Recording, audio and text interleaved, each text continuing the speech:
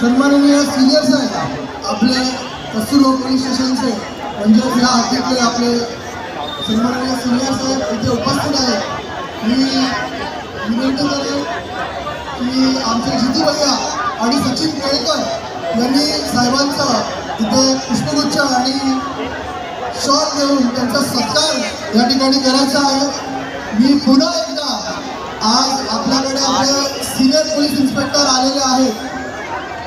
नुसरत जी मैं आपको बताना चाहूँगा